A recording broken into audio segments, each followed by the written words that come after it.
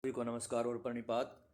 आज हम ninth class की जो हिस्ट्री की बुक है उसका डिस्कशन करेंगे। किताब का नाम भारत और समकालीन विश्व है। पहले पार्ट का डिस्कशन जो कि फ्रांसीसी क्रांति से संबंधित था उसका इससे पहले वीडियो में ला चुका हूँ। आज हम दूसरे पार्ट के बारे में डिस्कशन करेंगे।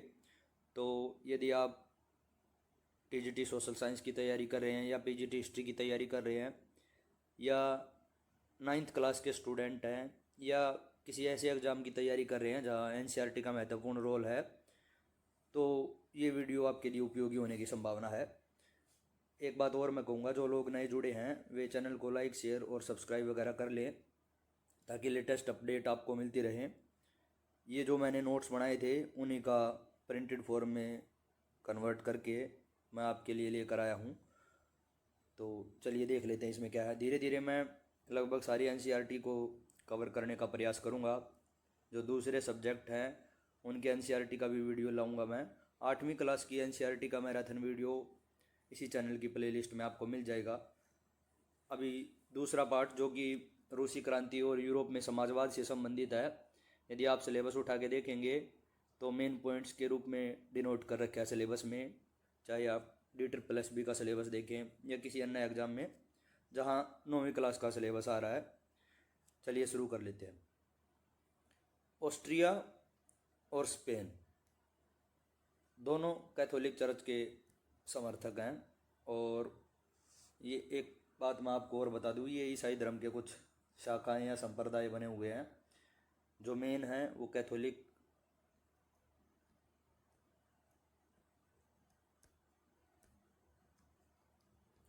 और दूसरे प्रोटेस्टेंट।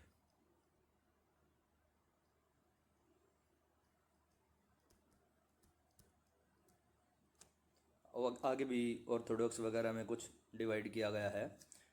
तो इंग्लैंड में जो ब्रिटिश सरकार है वो चर्च ऑफ इंग्लैंड का समर्थन करती थी। अब यहाँ दोनों अलग अलग बातें सामने आई हैं। कैथोलिक चर्च का बोलबाला ऑस्ट्रिया और स्पेन में, और ब्रिटिश सरकार चर्च ऑफ इंग्लैंड का समर्थन करती थी। पहले क्या था, यहाँ पे इंग्लैंड की बात कर लेते हैं। यहाँ एक राजा था हेनरी 8, अष्टम भी बोलते हैं इसको, हेनरी अष्टम भी कहा जाता है। और इसका जो टाइम पीरियड था वो 1509 से 47 के आसपास था। इसमें क्या था, ईसाई जो धर्म है उसमें जो पोप का स्थान है वो काफ़ी ऊंचा माना जाता है। लेकिन जैसे ही धर्म सुधार आंदोलन हुआ, यहाँ जर्मनी से भी पहले धर्म सुधार का आंदोलन जो है वो शुरू हो गया था। और चर्च में जो भ्रष्टाचार वगैरह पनप रहा था, तो एक वाइक्लिफ नाम का आदमी था, उसने सबसे पहले इसके खिलाफ आवाज़ उठाई थी। चर्च के खिलाफ जो बातें वहाँ हो रही थी भ्रष्टाचार वगैरह की या कुछ ऐसी बातें जिन पर लोगों को आपत्ति थी, तो फिर वाइक्लिफ ने सबसे पहले आवाज़ उठाई थी। इसके बाद जब हेनरी 8 यहाँ का राजा बना है तो धर्म सुधार का जो आंदोलन है वो और भी बलवती हो गया, या उसका प्रचार जोरों पर शुरू हो गया था। उसने प्रोटेस्टेंट धर्म का जो प्रचार किया, इस वाले जो संप्रदाय है ईसाई धर्म में, इसका प्रचार किया। और एक अलग प्रकार के चर्च की, एंग्लिकन चर्च जिसको बोलते हैं, उसकी स्थापना कर दी। अब कारण क्या था, हेनरी अष्टम जो राजा था उसका कोई पुत्र या वारिस नहीं था, इसीलिए ये दूसरा विवाह करना चाहता था। और इसके लिए इसको जो मुखिया होता है पोप, उसकी अनुमति लेने की ज़रूरत थी। लेकिन पोप ने इसको इस बात की अनुमति नहीं दी। और ये अपनी जो पत्नी है, उसका नाम कैथरीन था, उसको तलाक देना चाहता था। और एक प्रेमिका थी इसकी एनी बोलेइन, उससे विवाह करना चाहता था। लेकिन पोप की अनुमति जब नहीं मिली तो फिर इसने उसका विरोध करना शुरू कर दिया। संसद का इसने सत्र बुला लिया और चर्च के विरोधी कई कानून पास कर दिए। तो फिर पोप ने हेनरी को फिर धर्म से भी निष्कासित कर दिया। तो इनका आपसी झगड़ा काफ़ी आगे जाकर समाप्त हुआ। और फिर राजा ने कैथोलिक धर्म पर अनेक प्रतिबंध भी लगा दिए। 1547 में जाकर फिर इसकी डेथ होगी और इंग्लैंड में प्रोटेस्टेंट धर्म की स्थापना यहाँ आरंभ हो जाती है। अगला है उदारवादी जो व्यक्ति हैं या उदारवादी जो खेमा है वो व्यक्ति मात्र के अधिकारों की रक्षा के पक्षधर थे कि जो आदमी के अधिकार हैं वो उनको प्राप्त होने चाहिए या उनकी रक्षा होनी चाहिए, इस बात के पक्षधर थे। अभी भी जो इंग्लैंड की आप राजनीतिक पार्टियां देखोगे तो वहाँ इस तरह के नाम आपको सुनाई देते हैं, जैसे लिबरल डेमोक्रेटिक पार्टी, कुछ आपने अगर सुने होंगे। ये चाहते थे कि लोगों द्वारा सरकार चुनी जाए या निर्वाचित सरकार के पक्ष में भी थे, लेकिन एक बात के खिलाफ थे ये कि सबको वोटिंग का राइट या मतदान का अधिकार नहीं मिलना चाहिए, इस बात के ये पक्ष में नहीं थे। ये मानते थे कि सार्वभौमिक वैक्स जो मत अधिकार है उस वो मतलब सबको वोट डालने का अधिकार नहीं मिलना चाहिए, केवल जिन लोगों के पास संपत्ति है उन्हीं को वोट देने का अधिकार होना चाहिए। व्यक्ति मात्र के अधिकारों के समर्थक थे उदारवादी, निर्वाचित सरकार के भी पक्ष में थे, लेकिन सार्वभौमिक वयस्क मताधिकार के पक्ष में नहीं थे। वे मानते थे जिन लोगों के पास प्रॉपर्टी है उन्हीं के पास वोटिंग का राइट होना चाहिए, सबके पास नहीं होना चाहिए। उदारवादियों की विशेषताएं आप याद रखेंगे। एक और समूह है रेडिकल समूह जिसको बोलते हैं। ये थोड़े उग्र विचारों के व्यक्ति थे या क्रांतिकारी समूह से संबंधित भी मान सकते हैं। ये ऐसी सरकार के पक्ष में थे जो देश की आबादी के बहुमत के आधार पर हो, मतलब जिसकी मेजोरिटी हो, जिसका बहुमत ज़्यादा हो, ऐसी सरकार बने। इन्हीं में से बहुत सारे या ज़्यादातर लोग महिलाओं को वोटिंग राइट देने के भी समर्थक थे। ये जमींदारों के विशेषाधिकारों के खिलाफ थे। ये ऐसा मानते थे कि जमींदारों के पास कोई विशेषाधिकार या स्पेशल राइट्स नहीं होने चाहिए थे। निजी संपत्ति के ये लोग विरोधी नहीं थे। निजी संपत्ति इनका मानना था लोग रख सकते हैं, लेकिन धन के संकेंद्रण के विरुद्ध थे। धन का संकेंद्रण ये होता है कि कुछ विशेष लोगों के पास ही ज़्यादातर प्रॉपर्टी का मालिकाना हक हो, उस बात का ये विरोध करते थे। देश की आबादी या देश की सरकार जो है वो आबादी के बहुमत पर आधारित हो, महिलाओं को भी वोटिंग राइट मिले, ज़्यादातर लोगों का इसमें ये भी मानना था। जमींदार और जो संपन्न तबका है उसको स्पेशल राइट ना मिले, ऐसा मानते थे। निजी संपत्ति के विरोधी नहीं थे, मतलब इनका मानना था कि निजी संपत्ति से कोई दिक्कत नहीं है, लेकिन धन का संकेंद्रण या संपत्ति का संकेंद्रण कुछ ही लोगों के पास नहीं होना चाहिए, यानी अमीर और गरीब का जो अंतर है उस बात के खिलाफ थे। एक तीसरा जो खेमा था रूढ़िवादी, वो क्या मानता था, वो ऊपर वाले इन दोनों के खिलाफ था। लेकिन जब फ्रांस की क्रांति हुई तो इन्होंने भी महसूस किया कि हाँ कुछ न कुछ बदलाव तो होने चाहिए। ये लोग अपने अतीत के सम्मान के पक्षधर लोग हैं। तो 3 तरह के समूह यहाँ देखे आपने। पहले उदारवादी थे जो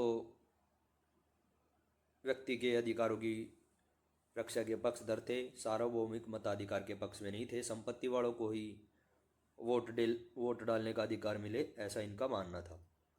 दूसरे आपने बड़े रेडिकल समूह के लोग वैसे सरकार के पक्ष में थे जो बहुमत पर आधारित हो, महिलाओं को भी वोटिंग राइट देने में कोई समस्या नहीं थी इनको, और जमींदारों या संपन्न लोगों के पास संपत्ति का संकेंद्रण नहीं होना चाहिए, ऐसा इनका मानना था। और रूढ़िवादी लोग इन दोनों के खिलाफ थे। लेकिन 1789 में जब फ्रांस की क्रांति हुई तो इनको लगा कि कुछ न कुछ बदलाव हमारी विचारधारा में आवश्यक है। ये लोग वे लोग हैं जो अपने अतीत या पूर्व का जो उनका समय काल रहा है उसके सम्मान के पक्षधर लोग। इंग्लैंड के जाने माने उद्योगपति थे रॉबर्ट ओवन। यूएस के इंडियाना में एक न्यू हार्मोनी या नया समन्वय के नाम से एक नए समुदाय की रचना का प्रयास किया। ये एक कपड़ा व्यवसायी थे और इन्होंने खुद के जो ये व्यापार कर रहे थे या खुद की इनकी जो फर्म या कंपनी थी उसमें भी इन्होंने इन बातों का, मजदूरों की रचनात्मकता का, उनके भागीदारी का इन्होंने समर्थन किया था। और ये ऐसे समाज की एक रचना चाहते थे जहाँ मिलजुल कर या निचले तबके के लोग हैं, मजदूर लोग हैं, उनको भी समानता का अधिकार दिया जाए। इनको यूटोपियन जो समाजवादी आदर्श हैं उनका जन्मदाता भी माना जाता है। और रॉबर्ट ओवन के बारे में बहुत सारा जो उनके जीवनी है, सिद्धांत है, विश्वास हैं, काफ़ी इम्पोर्टेंट मटेरियल आपको अवेलेबल यहाँ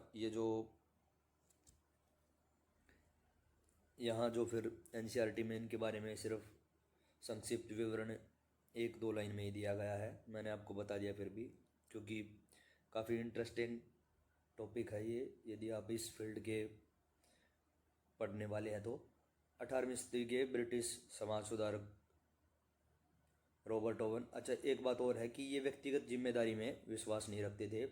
इनका ऐसा मानना था कि ऐसे भी समुदाय बनाए जा सकते हैं जो सभी को समृद्ध करे, और इन्होंने महिलाओं और बच्चों के लिए भी काफ़ी काम किया था, क्योंकि बाल श्रम या बाल मजदूरी उस समय ज़्यादा कराई जाती थी। तो इसने फिर काम के घंटे और वहाँ जो काम का माहौल है उसको अच्छा करने का भी प्रयास किया। आगे जाकर इनकी आलोचना भी हुई। तो रॉबर्ट ओवन याद रखेंगे आप। फ्रांस के ऐसे ही लुई ब्लॉन्क थे। लुई ब्लॉन्क ने वे क्या चाहते थे कि सरकार पूंजीवादी उद्योगों की जगह सामूहिक उद्योगों को बढ़ावा दे। ये बातें जो बहुत आगे जाके लागू हुई, दोनों ने ये बात उस समय बता दी थी जिस समय लोग इनकी बातों को इतना गंभीरता से नहीं लेते थे। ऐसा ही रॉबर्ट ओवन के मामले में भी हुआ, और लुई ब्लैंक ने भी ये चाहा था कि सरकार पूंजीवादी उद्योगों की जगह सामूहिक उद्योगों को या समाजवाद को बढ़ावा दे। आगे चलते हैं। कार्ल मार्क्स का भी विचार था कि औद्योगिक समाज मुख्यतः पूंजीवादी समाज है। उसके अनुसार पूंजीपतियों के साथ जब भी संघर्ष होगा मजदूरों का, तो अंततः जीत मजदूरों की होगी। ये मजदूरों के काफ़ी समर्थक नेता थे। दार्शनिक भी बहुत बड़े हुए हैं। उन्होंने भविष्य में समाज को साम्यवादी या कम्युनिस्ट नाम दिया है। मार्च 6 मई 1871 के बीच पेरिस के जो नगर परिषद थे, जिनको कम्यून बोला जाता है, उस पर मजदूर, आम लोगों, पेशेवरों और राजनीतिक कार्यकर्ताओं को लेकर बनाई गई जन सरकार का कब्जा था। यह समाजवादी क्रांति की पूर्व पीढ़िका थी। मतलब ये उससे पहले की बात थी, या आप उसकी आंशिक रूप से शुरुआत मान सकते हैं। पेरिस में जो नगर परिषद थी, जिसको कम्यून बोला जाता है, उस पर मजदूर, आम लोग, पेशेवर और राजनीतिक कार्यकर्ताओं को लेकर एक जन सरकार का उस पर कब्जा था, और ये समाजवादी क्रांति की पूर्व पीढ़िका थी। मतलब यहाँ से उसके आंशिक रूप से शुरुआत मान सकते हैं। और कार्ल मार्क्स के विचार मजदूरों के विषय में आप ज़रूर याद रखेंगे। ये पूंजीवाद के खिलाफ थे, ये बात भी याद रखेंगे आप। मजदूरों के समर्थक और पूंजीवाद के खिलाफ। दो और बातें हैं जिसके लिए पेरिस कम्यून याद की जाती है, कि एक तो लाल झंडे का उदय, लाल झंडा बाद में समाजवाद का प्रतीक भी बना, और ये एक मार्सियस के लिए ये युद्ध गीत था। मैंने आपको पिछले चैप्टर में भी बताया था, जो मार्सिले के स्वयंसेवकों ने पेरिस की ओर कूच करते हुए बनाया था। इन दो बातों के लिए पेरिस कम्यून याद की जाती है। 1870 का दशक आते आते समाजवादियों ने द्वितीय इंटरनेशनल नाम से एक अंतर्राष्ट्रीय संस्था भी बना ली थी। मतलब अब समाजवाद का धीरे धीरे बोलबाला बढ़ने लगा था।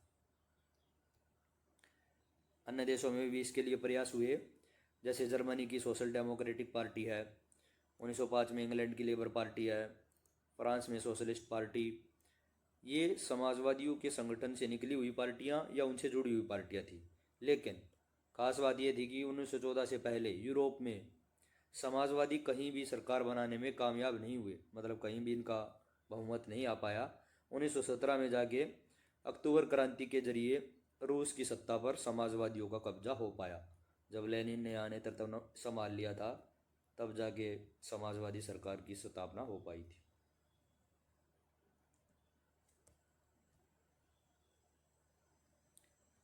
आगे कहता है कि 1914 के आसपास रूस में जार शासक थे, निकोलस द्वितीय उनका नाम था। इसके शासनकाल में आज का जो फिनलैंड है, लातविया है, ये देशों के नाम है, लिथुआनिया है, एस्टोनिया, पोलैंड, यूक्रेन, बेलारूस और मध्य एशिया के भी जो साथ लगते गणराज्य थे, जैसे जॉर्जिया है, आर्मेनिया है और अजरबैजान, ये सभी इस जार साम्राज्य का ही हिस्सा थे, जो देशों के नाम बताए गए हैं। आजकल भी काफ़ी चर्चा में है, क्योंकि जो रूस और यूक्रेन की जो लड़ाई चल रही है उसमें आप लोग ये नाम सुनते होंगे। रूस में एक ग्रीक ऑर्थोडॉक्स चर्च से उपजी शाखा है जिसको रूसी ऑर्थोडॉक्स क्रिश्चियनिटी बोलते हैं, उसका बहुमत था। आप इससे पहले कैथोलिक और प्रोटेस्टेंट के बारे में पढ़ चुके हैं, लेकिन ऐसा भी नहीं है कि सभी इसी समर्थक या इसी चर्च से संप्रदाय से संबंधित लोग थे। वहाँ कैथोलिक लोग भी, प्रोटेस्टेंट को मानने वाले और मुस्लिम और बौद्ध धर्म को मानने वाले लोग भी रूस में जनसंख्या में शामिल थे। 85% जनता जो है वो खेतीबाड़ी का काम करती थी और रूस जो है अनाज का बहुत बड़ा निर्यातक था। आज भी जो यूक्रेन का इलाका है वो रूस का जो इलाका है वो अनाज के लिए काफ़ी पॉपुलर आज भी, और यूक्रेन में जो अनाज की खेती है वो आज भी बड़े पैमाने पर होती है। फ्रांस की क्रांति के दौरान ब्रिटेनी के किसान नवाबों का सम्मान करते थे और लड़ाइयाँ भी लड़ी थी उन्होंने उनके लिए, लेकिन रूस के किसान अन्य से जो देशों के किसान थे उनसे कुछ भिन्न थे। कारण ये था, ये जो रूस के किसान थे नवाब और सामंत जिनके पास भूमि का मालिकाना अधिकार होता था, ये उनका बिल्कुल सम्मान नहीं करते थे और ये चाहते थे जल्दी से जल्दी इनसे छुटकारा पाया जाए, तो ये इनके खिलाफ भी खड़े हो जाते थे। जबकि अन्य देशों में थोड़ी स्थिति किसानों की यहाँ के किसानों से कुछ अलग थी। रूसी जो किसान है वे यूरोप के बाकी इलाकों के मुकाबले इस लिहाज से भी अलग थे कि यहाँ के किसान समय समय पर सारी ज़मीन अपने कम्यून या अमीर को सौंप देते थे। मतलब एक सामुदायिक जो ग्रुप बना दिया जाता था उसको सौंप दिया जाता था, और फिर कम्यून पूरे परिवार की ज़रूरत के हिसाब से किसानों को ज़मीनें बांट देता था। ये कुछ कुछ समाजवाद की बातें आप देख सकते हैं, शुरू भी हो गई हैं। कम्यून को ये बोल सकते, ये एक साथ रहने वाले लोगों का समुदाय होता है, और जो कम्यून के सारे सदस्य हैं वे अपने जो उनके उद्देश्य हैं, संपत्ति है, स्रोत है, वे सब एक ही होते हैं। और कुछ मामलों में तो उनकी जो काम है या उनकी इनकम है वो भी एक ही मानी जाती है। मतलब एक साथ रहने वाला समुदाय बोल सकते हैं, या सुविचारी ढंग से एक साथ रहने वाले और काम करने वाले लोग मान सकते हैं। पूरे जो इलाके की संपत्ति थी वो कम्यून को सौंप दी जाती थी, और फिर प्रत्येक परिवार की ज़रूरत के हिसाब से वो ज़मीनों को किसानों में बांट देता था। सामूहिक आधार पर कार्य करते थे। 1896-97 के बीच कपड़ा उद्योग और 1902 में धातु उद्योग में मजदूर हड़ताल कर चुके थे। ये रूस की बात आ चुकी है अब।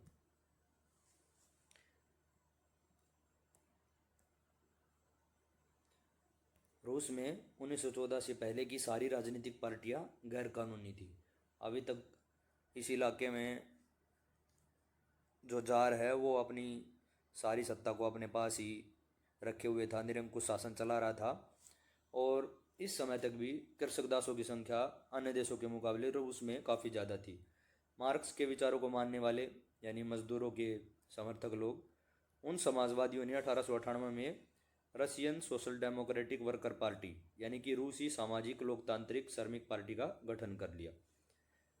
सन 1900 में ही ये इसके 2 साल बाद ही ग्रामीण इलाकों में किसानों ने सोशलिस्ट रिवॉल्यूशनरी पार्टी यानी कि समाजवादी क्रांतिकारी पार्टी का गठन कर लिया था। किसानों के सवाल पर इन दोनों पार्टियों में मतभेद थे, मतलब आपस में इनकी बनती नहीं थी। रशियन या रूसी समाजवादी लोकतांत्रिक श्रमिक पार्टी जिसको सोशल डेमोक्रेटिक वर्कर पार्टी बोलते हैं, और दूसरी थी सोशलिस्ट रिवॉल्यूशनरी पार्टी। दोनों ही समाजवाद से संबंधित थी, लेकिन किसानों के मुद्दे पर दोनों में मतभेद थे। जो सोशल डेमोक्रेट्स थे वे किसानों के मुद्दे पर समाजवादी जो क्रांतिकारी दूसरी पार्टी थी उससे सहमत नहीं थे। लेनिन का ऐसा मानना था, आगे जाके आप पढ़ेंगे, जो बोल्शेविकों का नेता है व्लादिमीर लेनिन, उसका मानना था कि किसान एकजुट नहीं है, कुछ गरीब हैं तो कुछ पूंजीपति हैं, दोनों तरह की बातें किसानों में या किसानों के वर्ग में वो सम्मिलित मानता था। व्लादिमीर लेनिन बोल्शेविक खेमे का मुखिया जो है वो मानता था कि पार्टी अत्यंत अनुशासित होनी चाहिए मतलब डिसिप्लिन उसमें खास क्वालिटी होनी चाहिए, और सदस्य संख्या पर भी और उसके लेवल पर भी पार्टी का पूरा नियंत्रण होना चाहिए। जबकि दूसरा खेमा जो कि मेन सेवक बोला जाता था, वो मानता था कि पार्टी में सभी लोगों को सदस्यता दे दी जाए। दो खेमे हो गए समाजवादियों के भी, मेन सेविक और बोल्शेविक। बोल्शेविकों का नेतृत्व लेनिन के हाथ में था। रूस एक निरंकुश राजशाही था। 20वीं शताब्दी की शुरुआत में भी चार राष्ट्रीय संसद, ये चार नहीं है, 20वीं शताब्दी की शुरुआत में भी राष्ट्रीय संसद उसके अधीन, यहाँ इसकी जगह वह शब्द आएगा।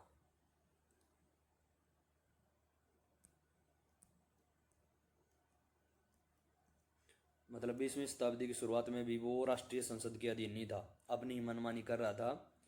और उदारवादियों ने, जैसा कि ऊपर आपने पढ़ा था कि इनकी क्या क्या विशेषताएं होती, इन्होंने इसके खिलाफ मोर्चा खोल दिया या मुहिम चला दी। उदारवादियों को पोलैंड के राष्ट्रवादियों और इस्लाम आधुनिकीकरण के समर्थक, जिनको जदीदी लोग बोला जाता है, इनका समर्थन मिल गया। अब उदारवादी और इस्लाम जो आधुनिकीकरण का या पुनर्जागरण का समर्थन करने वाले लोग हैं, जदीदी, उनका समर्थक उदारवादियों को मिल गया और इन्होंने इकट्ठी मुहिम चला दी जार के खिलाफ। 1904 का जो ईयर है उस वो मजदूरों के लिए बहुत ही खराब रहा। ज़रूरी चीज़ों की कीमतें बहुत तेज़ी से बढ़ गई और वास्तविक वेतन में 20% तक की गिरावट आ गई। महंगाई, बेरोजगारी, ज़रूरत की जो चीज़ें हैं वो सब उनके नियंत्रण से, खाने पीने का सामान तक भी बाहर हो चुका था और उनकी जो दशा वो बहुत दयनीय हो चुकी थी। 1904 में गठित असेंबली ऑफ रशियन वर्कर यानी कि रूसी श्रमिक सभा के 4 सदस्यों को, ये एक आयरन वर्क्स थी जिसको प्यूतिलोव आयरन वर्क्स बोलते हैं, इसमें नौकरी से हटा दिया गया। यहाँ जो लोग नौकरी करते थे, यहाँ मजदूरों को, 4 लोगों को निकाल दिया गया। इसके विरोध में मजदूरों ने फिर आंदोलन छेड़ दिया। अगले कुछ दिनों में क्या हुआ कि सेंट पीटर्सबर्ग के 1,10,000 से ज़्यादा मजदूर काम के घंटे घटाकर 8 घंटे करने, वेतन में वृद्धि करने, कार्य स्थिति में सुधार करने की मांग को लेकर हड़ताल पे चले गए। 4 लोगों को जब उन्होंने नौकरी से निकाल दिया प्यूतिलोव आयरन वर्क्स में, तो उनके जो साथी मजदूर थे वे भड़क गए और उन्होंने आंदोलन छेड़ दिया और 1 लाख से ज़्यादा मजदूर इस आंदोलन में शामिल हो गए। उनकी जो मुख्य डिमांड थी या मांगे थी वे ये थी कि काम के घंटे घटाकर 8 घंटे कर दिए जाए, उनके वेतन में वृद्धि कर दी जाए और जो कार्य स्थितियाँ जहाँ जिस माहौल में वो काम करते हैं वो बेहतर किया जाए। इस मुद्दे को लेकर वे हड़ताल पर चले गए। विंटर पैलेस, जो रूस के जार शासक का जो महल था, उसको विंटर पैलेस बोलते हैं। पादरी कैपोन का नेतृत्व मिला इन मजदूरों को और ये जुलूस जाते जाते विंटर पैलेस तक आ पहुंचा। तो पुलिस और कोसैक्स ने मजदूरों पर हमला बोल दिया। ये अर्धसैनिक बल के लोग होते हैं जो पैसा लेकर रूस के शासक को सैनिक सेवाएं उपलब्ध कराते थे। और पुलिस, इन्होंने मजदूरों पर हमला कर दिया। 100 लोग मारे गए, 300 घायल हो गए। ये खूनी रविवार की भी घटना बोली जाती है। 1905 की क्रांति की शुरुआत इसी घटना से हुई और राजा ने जब इसको बलपूर्वक दबाना चाहा तो फिर 1917 में जो रशियन या रूस की क्रांति हुई, उससे पहले 1905 की क्रांति से इसकी शुरुआत मान ली जाती है। यहीं से विरोध की भावनाएं बलवती हुई और 1917 में जाके जार के शासन को लोगों ने उखाड़ फेंका। वकील, डॉक्टर, इंजीनियर और मध्यम वर्ग कामगारों ने संविधान सभा के गठन की मांग करते हुए यूनियन ऑफ यूनियंस की स्थापना कर दी। जो मिडिल क्लास लोग हैं या जो पढ़ा लिखा वर्ग था, उन्होंने इस चीज़ की स्थापना कर दी। 1905 की क्रांति के दौरान, जब वो खूनी रविवार वाली क्रांति हुई थी, जार ने एक निर्वाचित परामर्शदाता संसद या ड्यूमा के गठन को अपनी सहमति दे दी। लोगों का विरोध जब बहुत बढ़ गया तो अपनी गद्दी को सुरक्षित करने के लिए उसने कुछ बातों को मान लिया या उनके लिए अपनी सहमति दे दी। लेकिन देखिए उसने क्या किया, जार ने पहली ड्यूमा यानी कि संसद को 75 दिन के अंदर ही भंग कर दिया, दूसरी को 3 महीने में बर्खास्त कर दिया और तीसरी ड्यूमा की जब बैठक हुई तो उसमें रूढ़िवादी नेता जो उसका समर्थक वर्ग के लोग थे उनको उनकी जगह अपॉइंट कर दिया और उदारवादी और क्रांतिकारी जो उसको उसकी सत्ता को हटाना चाहते थे, उन्होंने वे ड्यूमा से बाहर कर दिए। पहली बात तो कि वो राष्ट्रीय संसद के अधीन होना नहीं चाहता था, लेकिन 1905 की जब क्रांति हुई तो उसने गठन को सहमति दे दी, लेकिन पहली को 75 दिन और दूसरी जो ड्यूमा को उसको 3 महीने में बर्खास्त कर दिया। तीसरी में उसने अपने समर्थक या रूढ़िवादी नेता उसमें भर दिए और उदारवादी और क्रांतिकारी जो उसका विरोध कर रहे थे उनको बाहर रखा गया, शामिल ही नहीं किया गया। 1914 में प्रथम विश्व युद्ध आप जानते हैं, एक तरफ जर्मनी ऑस्ट्रिया और तुर्की थे और दूसरी तरफ फ्रांस ब्रिटेन और रूस, बाद में इटली और रोमानिया भी शामिल हो गए। शुरू शुरू में लोगों का जो समर्थन था वो जार शासक के साथ था, किंतु फिर जर्मनी का विरोध वाली भावनाएं जो हैं वो बढ़ती चली गई और इसीलिए सेंट पीटर्सबर्ग का नाम भी बदल कर लोगों ने पेट्रोग्राद रख दिया, क्योंकि सेंट पीटर्सबर्ग जो नाम है वो एक जर्मन नाम है और जारिना जो कि राजा की पत्नी थी एलेक्जेंड्रा वो भी जर्मन मूल की थी और एक इनका सलाहकार भी था रासपुतिन, एक सन्यासी था, उसने राजशाही को और भी अलोकप्रिय बना दिया। ये लोकप्रिय नहीं अलोकप्रिय। जर्मनी के लोगों के खिलाफ भी रूस के लोग हो गए थे। आगे देखते हैं क्या होता है। प्रथम विश्व युद्ध में क्या हुआ, रसिया भी शामिल था, लेकिन पूर्वी और पश्चिमी मोर्चे में जो लड़ाई है वो अलग अलग तरीके से चल रही थी। जैसे एक देश मैं यहाँ बना दूँ और दूसरा देश मैं यहाँ बनाऊँ, तो मान लिया ये इस देश का पश्चिमी कोना है यहाँ, जबकि दूसरे देश की यहाँ फिर पूर्वी सीमा लगी होगी। इस बात को ध्यान रखें, इस पॉइंट में काम आएगी। पश्चिम में क्या था, सैनिक पूर्वी फ्रांस की सीमा पर बनी खाइयों से लड़ाई लड़ रहे थे, यानी पश्चिमी ये हिस्सा, और ये हिस्सा इनका पूर्व में लगेगा जो इसका शत्रु देश है। तो यहाँ खाइयों से लड़ाई लड़ रहे थे, जबकि पूर्वी मोर्चे पर सेना ने काफ़ी बड़ा फासला तय कर लिया था और इस मोर्चे पर सैनिकों की बहुत ज़्यादा क्षति रूस को हो चुकी थी।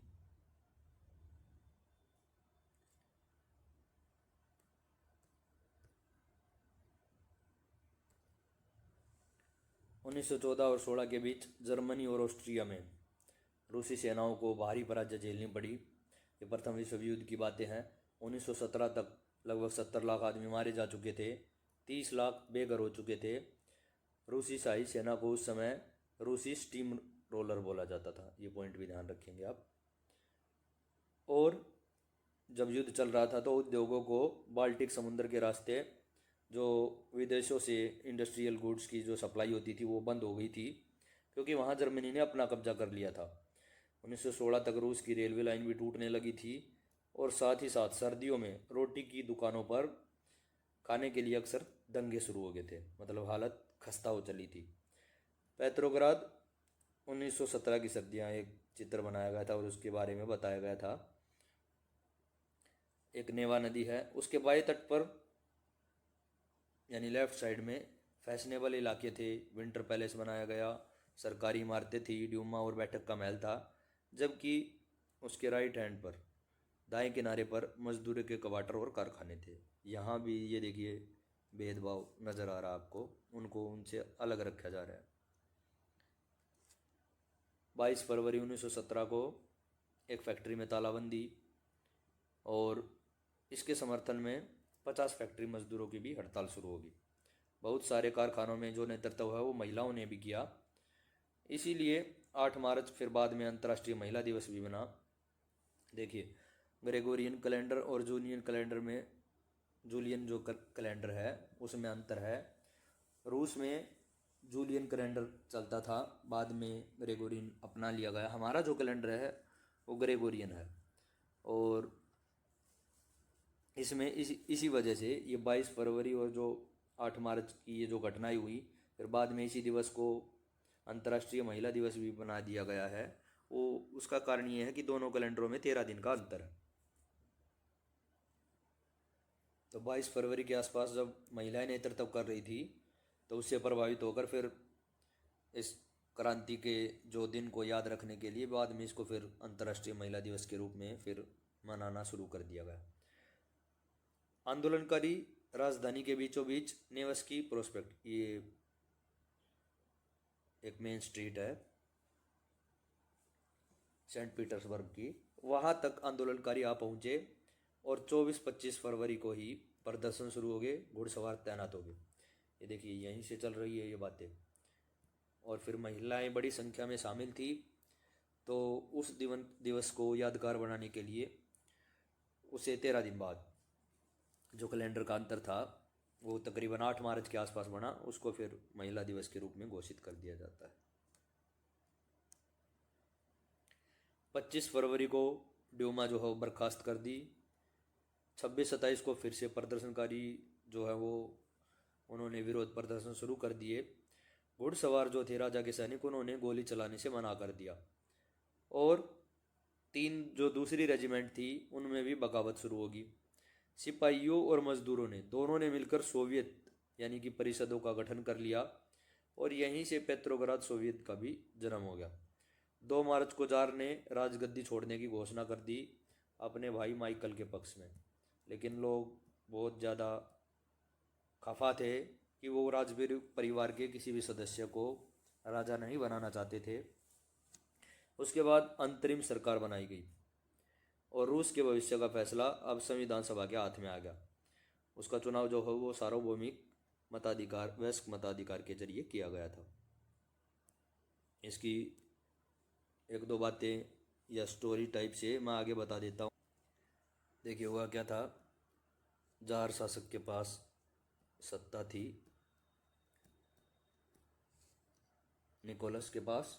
उसने अपने भाई माइकल के पक्ष में सत्ता त्यागने की घोषणा कर दी, लेकिन लोग इतने खिलाफ थे कि इसको भी राजा मानने से उन्होंने इनकार कर दिया और फिर निकोलस को बंदी बनाकर साइबेरिया भेज दिया गया और जहाँ पर उसकी और उसकी जो पत्नी थी उसकी हत्या कर दी गई जुलाई के आसपास। रूस में इस प्रकार से राजतंत्र का अंत हो गया। फिर एक अस्थायी सरकार बनती है और इसका नेतृत्व किया प्रिंसल वाव ने। प्रिंसल वाव यहाँ लिख देता हूँ मैं।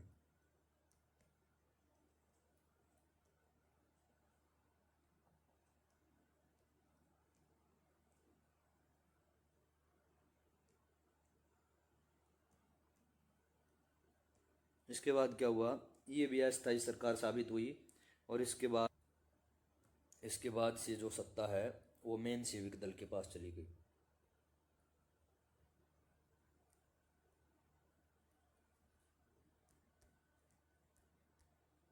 और जो इनका मेन नेता था वो था करेंस्की।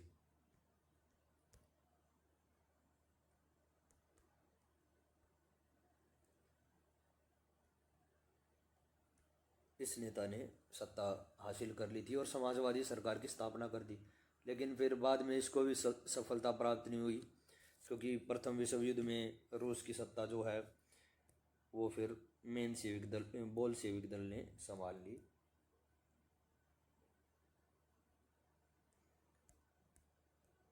और फिर इसके नेता थे लेनिन।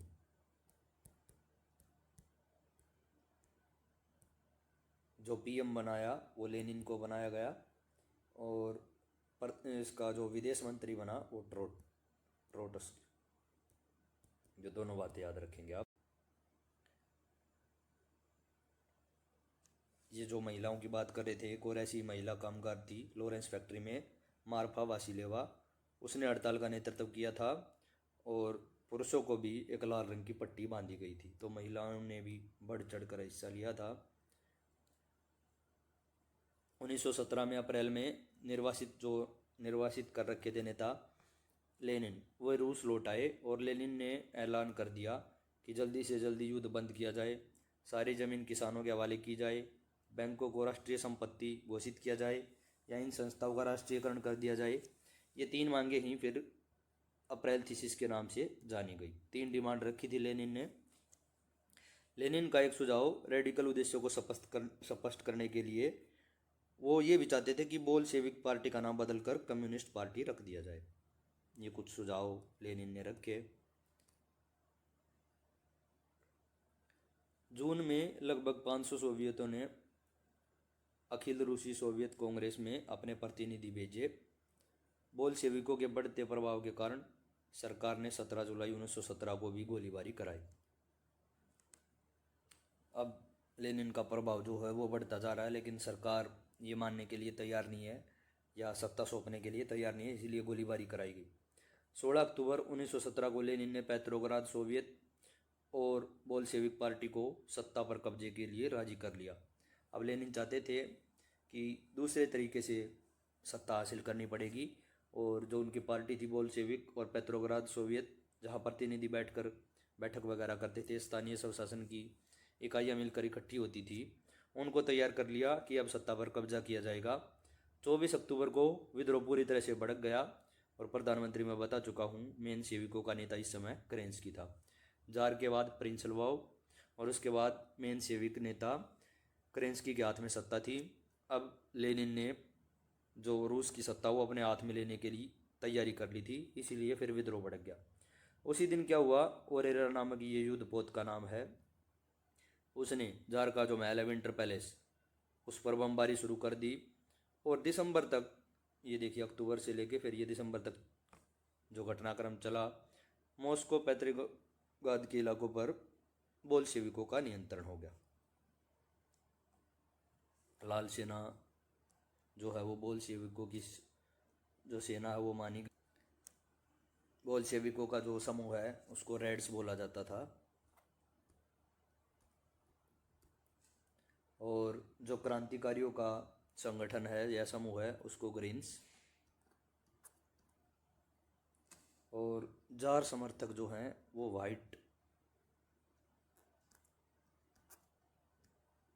वाइट्स बोले जाते थे। रेड, ग्रीन्स और वाइट याद रखेंगे। रेड्स बोल्शेविक, ग्रीन्स जो क्रांतिकारी लोग हैं, सामाजिक क्रांतिकारी, और वाइट्स जो है वो जार समर्थक। रूस में 1 फरवरी 1918 तक जूलियन कैलेंडर का अनुसरण किया जाता था। इस बात की चर्चा ऊपर भी की थी हमने कि रूस में 1 फरवरी तक भी जूलियन कैलेंडर चलता था। बाद में ग्रेगोरियन कैलेंडर यहाँ भी अपना लिया गया। दोनों में अंतर क्या है, जो ग्रेगोरियन यानी कि हमारे जहाँ हमारे यहाँ पे जो कैलेंडर फॉलो किया जाता है वो ग्रेगोरियन है, और ये कैलेंडर जूलियन कैलेंडर से 13 दिन आगे चलता है, या ये कह सकते हैं जूलियन जो कैलेंडर है वो 13 दिन ग्रेगोरियन कैलेंडर से पीछे रहता है, या इसका उल्टा भी बोल सकते हैं कि ग्रेगोरियन कैलेंडर जूलियन जो कैलेंडर है उससे 13 दिन आगे रहता है। इसका मतलब क्या है, देखिए सिंपल भाषा में समझिए। हमारे कैलेंडर के हिसाब से, मतलब हमारा ग्रेगोरियन कैलेंडर है, उस हिसाब से जो फरवरी क्रांति थी वो 12 मार्च की डेट थी, यानी ग्रेगोरियन जो कैलेंडर है हमारे वाला है उसमें ये डेट मानी जाएगी 12 मार्च है, और ये फरवरी क्रांति का हिसाब किताब लगाएं तो ये जूलियन कैलेंडर के हिसाब से फरवरी क्रांति थी। ये रशिया का जूलियन कैलेंडर था, फरवरी क्रांति इसको बोला जाता है। हमारे कैलेंडर के हिसाब से ये 12 मार्च को हुई थी। और अक्टूबर क्रांति, ये फिर से जूलियन कैलेंडर की जो अक्टूबर क्रांति है, ये हमारे यहाँ जो डेट मानी जाएगी उससे 13 दिन बाद, यानी कि 7 नवंबर। ये दोनों बातें ध्यान रखेंगे। फरवरी क्रांति जूलियन के हिसाब से फरवरी क्रांति है, जो हमारे यहाँ डेट हुई वो उसके 13 दिन आगे, यानी कि 12 मार्च के आसपास ग्रेगोरियन कैलेंडर। अक्टूबर क्रांति जूलियन कैलेंडर के हिसाब से बोली जाएगी, जो हमारे वहाँ उसकी डेट थी उसके 13 दिन आगे, यानी कि 7 नवंबर को मानी जाएगी।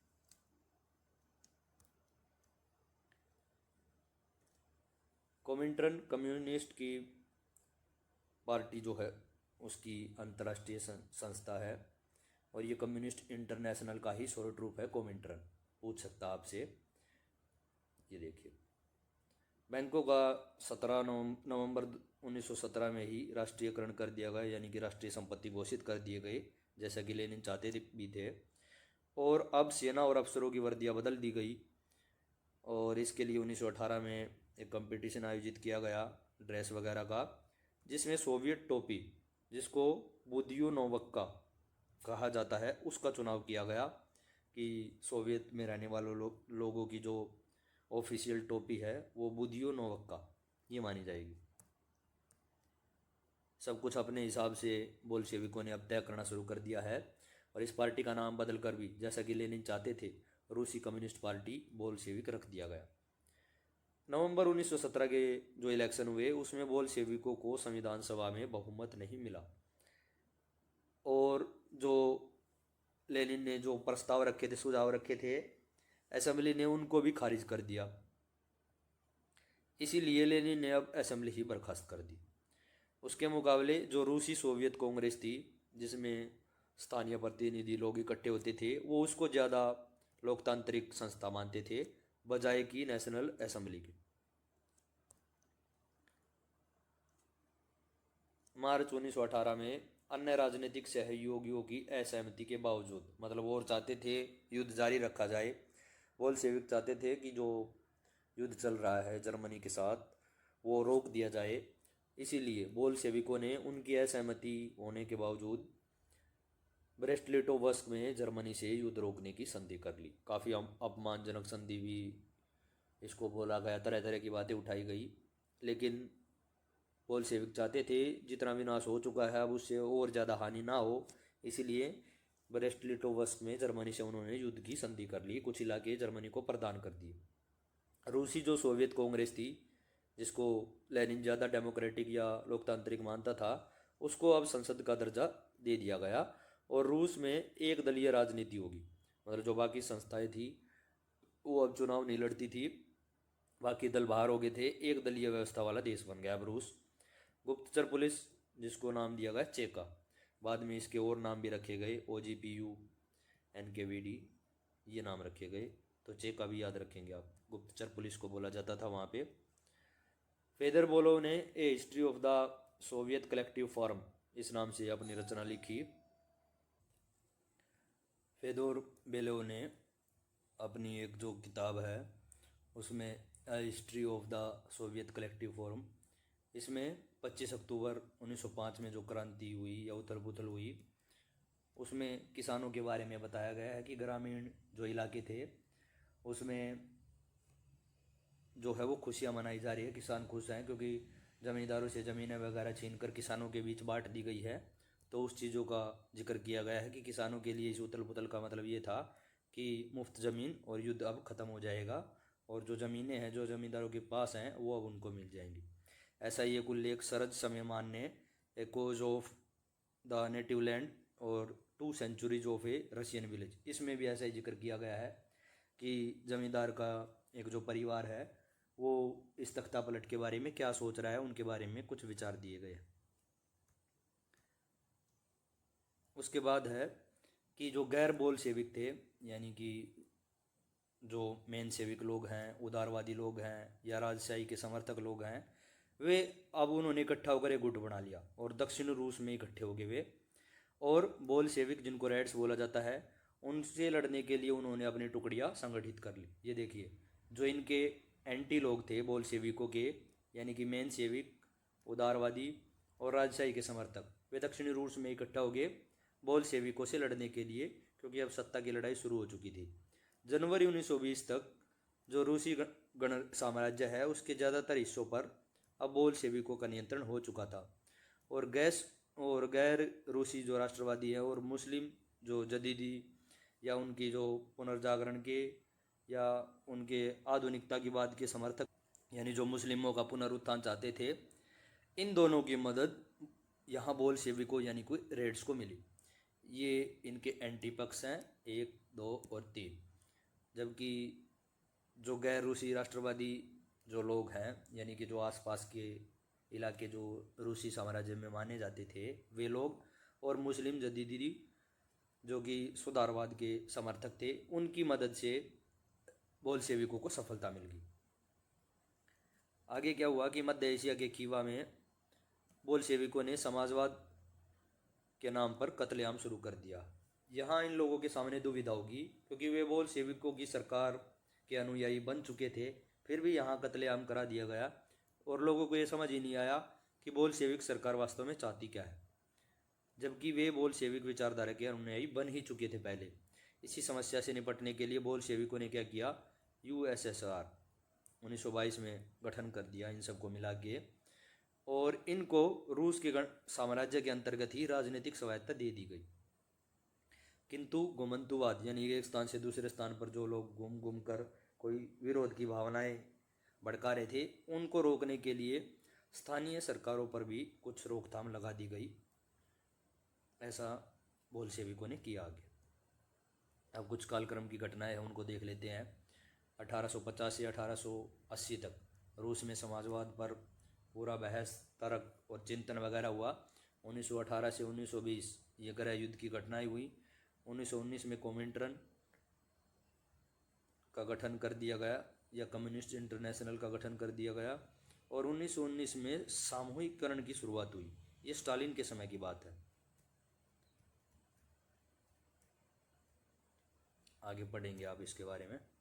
एम एन रॉय भारतीय क्रांतिकारी मैक्सिकन कम्युनिस्ट पार्टी के संस्थापक सदस्य है और भारत, चीन और यूरोप में कोमिंटर्न के या कम्युनिस्ट इंटरनेशनल के एक प्रमुख नेता थे। और इनका एक ये रचना भी है, एम एन रॉय मेमोइर्स। मध्य एशिया के किर्गिस्तान का इन्होंने वर्णन किया है कि वहाँ के लोग क्या सोच रहे हैं। एक और कजाक नेता हैं एलेक्जेंडर बेनिंगसन और चांताल केल्केजे। इन्होंने ले मूवमेंट्स नेशनो सेज ले मुसलमान्स दे रूसी, इन्होंने भी वहाँ के लोगों के जो विचार है उनके बारे। इसमें इन्होंने क्या बताया कि जो किर्गिस्तान के लोग हैं या किर्गिज लोग हैं, वो पहली क्रांति जो फरवरी क्रांति हुई थी उसमें तो खुशी से झूम रहे थे, नाच रहे थे, लेकिन उसके बाद जो अक्टूबर क्रांति हुई, दूसरी क्रांति हुई, उसमें उन लोगों में भी दहशत का माहौल था, क्योंकि हिंसा, लूटपाट, कर का बोझ और तानाशाही की स्थापना या सत्ता, कुछ इस तरह की बातें थी उनके मन में। तो इन्होंने इस अपनी रचना में या लेख में ऐसी बातें किर्गिज लोगों के विषय में बताई। सोवियत का अर्थ होता है रूस के स्थानीय स्वशासी संगठन, यह आपने वर्ड ऊपर भी पढ़ा था, तो इसका ये मीनिंग है। रूस के एक समाजवादी कार्यकर्ता थे अलेक्जेंडर स्ल्यापनिकोव। इन्होंने on the eve of reminiscence of from the revolutionary underground, इस कार्यकर्ता ने उस समय जो मजदूरों की बैठकें होती थी उसके विषय में इसमें लेख में बताया गया है कि कैसे कैसे जो मजदूर जो हैं उनकी बैठकें संगठित हो रही हैं, और एक एक कारखाने में जाकर उनका प्रचार वगैरह चल रहा था। और ये इन बैठकों को उस समय गैर कानूनी घोषित कर दिया गया था जो मजदूर कर रहे थे, और मालिक जो लोग थे वे कई बार जब पुलिस को इसकी जानकारी दे देते कि मजदूर इकट्ठा होकर कुछ प्लानिंग कर रहे हैं, लेकिन उससे पहले ही वो दरवाजे पर एक मजदूर को खड़ा रखते, और जैसे ही उनका नेता भाषण बाजी पूरी हो जाती और पुलिस तब तक पहुंचती, तब तक वो लोग वहाँ से निकल जाते थे। तो उन्होंने इस लेख में या अपनी रचना में इसके बारे में बताया। केंद्रीयकृत नियोजन, पहली दो पंचवर्षीय योजनाएं जो रूस में 1927 से 32 तक पहली, और दूसरी 1933 से 1938 तक। भारत में भी पंचवर्षीय योजनाएं चलती हैं, आपको याद होगा, और वे इन्हीं समाजवादी घटनाओं की देन है। इसमें क्या हुआ, औद्योगिक विकास को बढ़ावा देने के लिए सरकार ने कीमत जो है वो स्थिर कर दी, और 1929-33 के बीच तेल, कोयला, स्टील के उत्पादन में भी काफ़ी उल्लेखनीय वृद्धि हुई। यानी जब मजदूरों के हाथ में या समाजवाद अपना लिया गया रूस में, तो पंचवर्षीय योजनाएं शुरू की गई और उत्पादन में भी काफ़ी वृद्धि देखी गई। लेकिन जो कार्य की परिस्थितियाँ थी जहाँ मजदूर काम करते थे वे खराब हो गई।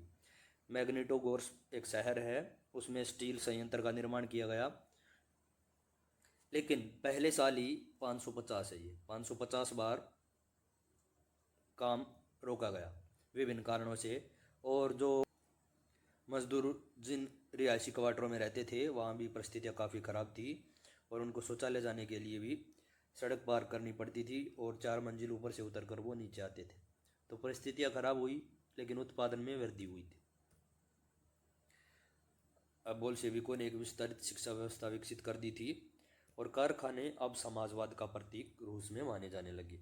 आगे चलकर आप देखेंगे कि इन्हीं के बल पर रूस धीरे धीरे एक शक्तिशाली राष्ट्र के रूप में तब्दील हो गया था।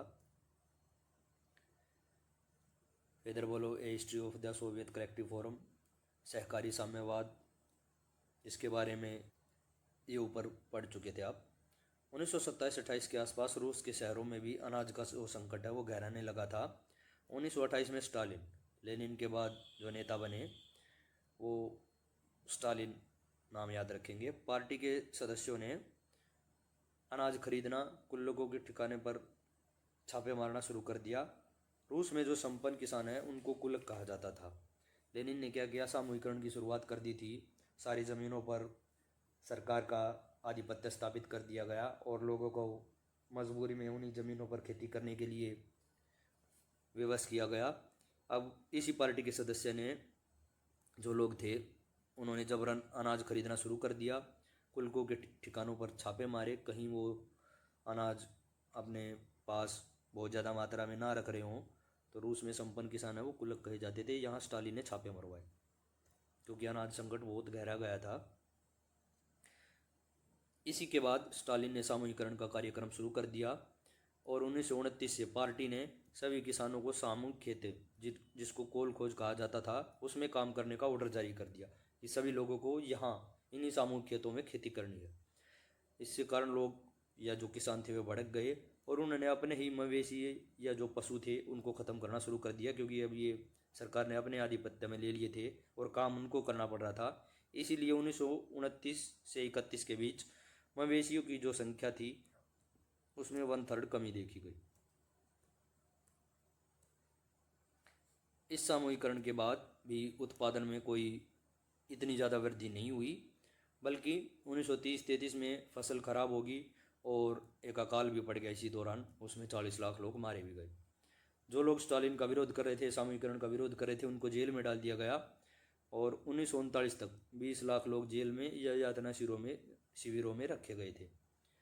1933 में राष्ट्रपति कालीन कृषक समाचार पत्र है ये, इसका नाम याद रखना आपको, क्रिस्तियानस्काया गजेटा।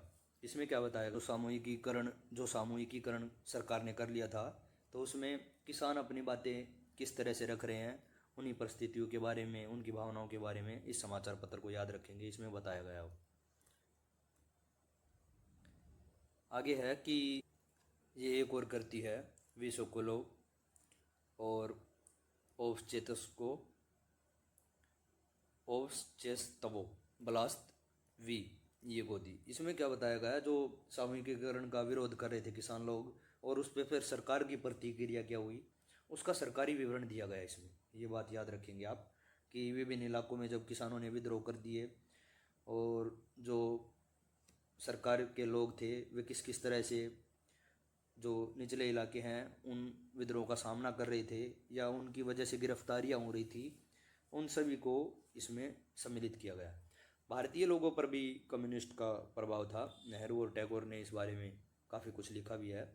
हिंदी में R.S. अवस्थी ने Russian revolution, Lenin, his life and his thoughts और द रेड रिवोल्यूशन नाम की किताबें लिखी R.S. अवस्थी ने। S. विद्यालंकर ने भी द रिबर्थ ऑफ रशिया और the Soviet state of Russia, ये 2 किताबें लिखी थी S. विद्यालंकर ने। बांग्ला भाषा में, मराठी में, मलयालम में, तमिल और तेलुगु में भी समाजवाद के बारे में उस समय काफ़ी कुछ लिखा गया। इंग्लैंड में भी communist party of great Britain का उदय देखा जा सकता है।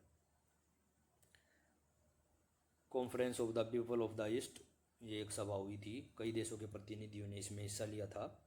शौकत उस्मानी ने हिस्टोरिक ट्रिक्स की जगह ये ट्रिप्स है ऑफ द रेवोल्यूशनरी उसमें वहाँ उन्होंने 50 तरह की राष्ट्रीयताएं बताई और एक बात और उन्होंने जिक्र किया वहाँ पे, इसमें उन्होंने इस बात का जिक्र किया कि ज़िंदगी में पहली बार जो यूरोपीय और एशियाई है उसको वो मुक्त भाव से मिलते हुए और बात करते हुए देख रहे हैं, इसमें बताया उन्होंने ट्रिप्स।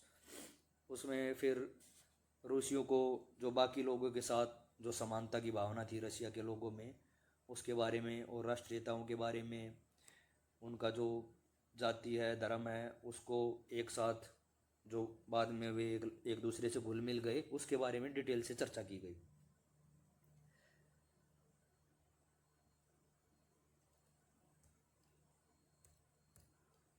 आगे है कि टैगोर ने रूस में 1930 में लिखा कि मॉस्को जो है वो बाकी जो यूरोपीय राजधानी है, रूस की राजधानी है मॉस्को, आप जानते ही हैं, और बाकी कंट्री की जो राजधानी है उसके मुकाबले थोड़ा कम साफ सुथरा है, टैगोर ने ऐसा बताया। लेकिन मेरे जैसे अब आगे हिंदुस्तानी से ज़्यादा अचंभा भला किसे होगा कि इन थोड़े से सालों में ही, यानी बहुत कम ईयर में ही, अज्ञानता और बेसहारापन को इन लोगों ने उतार फेंका है। और यहाँ आम जनता, रईस, जो अमीर लोग हैं, उनके साये में दबती हुई दिखाई नहीं देती। मतलब समाजवाद की प्रशंसा की उन्होंने, और रसिया में उन्होंने देखा साफ सफाई तो कम है, लेकिन जो अमीर और गरीब का जो अंतर है वो यहाँ दिखाई नहीं देता है। जैसे अरेबियन नाइट्स की कहानी आपने पढ़ी होगी, जिन जैसे जैसे कारनामे करता है वैसा उनको लगा वहाँ पे कि बहुत ज़्यादा अचंभा हुआ उनको। कुछ महत्वपूर्ण डेट्स हैं, जैसे कि 50 से 80 में समाजवाद पर बहस हुई। 1898 में Russian social democratic workers party की स्थापना हुई। 1905 में खूनी रविवार की घटना और क्रांति। और 1917 में क्या क्या हुआ, 2 मार्च को जार दोबारा अपना पद छोड़ दिया गया। और 24 अक्टूबर को पेट्रोग्राड में बोल्शेविक जो विद्रोह युद्ध की घटनाएं हुई थी। तो यहाँ तक का पाठ रशियन क्रांति का था। उम्मीद है आपको अच्छे से समझा पाया हूँगा मैं। कुछ गलतियाँ यदि रही हैं तो आप थोड़ा उनको इग्नोर करिए, क्योंकि मैंने जो नोट्स बनाए थे फिर उनको प्रिंटेड फॉर्म में कन्वर्ट करने में हो सकता है एक दो स्थानों पर कुछ जो वर्ड लिखने पड़ रहे हैं उनमें कुछ हेर फेर इधर उधर हो गया हो। लेकिन मैंने कोशिश की है कि एनसीईआरटी का कोई टॉपिक या कोई लाइन आपकी ना छूटे, ताकि पेपर में आपको महत्वपूर्ण मदद मिल सके। तो इसी के साथ मैं इस वीडियो को समाप्ति की तरफ ले जाना चाहूँगा। एक बात और है कि अगले वीडियो में मैं जो तीसरा पार्ट है इसका, नाजीवाद और फासीवाद वाला, उसके बारे में डिस्कशन वीडियो लेकर आऊँगा। ये वे बातें हैं जो एनसीईआरटी में आपको दी गई हैं, लेकिन वहाँ इतनी डिटेल में दी गई हैं कि उनसे इम्पोर्टेंट बातें चाटने में थोड़ी परेशानी होती है। और वर्ल्ड हिस्ट्री में मैंने कई जगह देखा है कि बच्चों की उतनी पकड़ नहीं है जितनी उनकी इंडियन हिस्ट्री में है।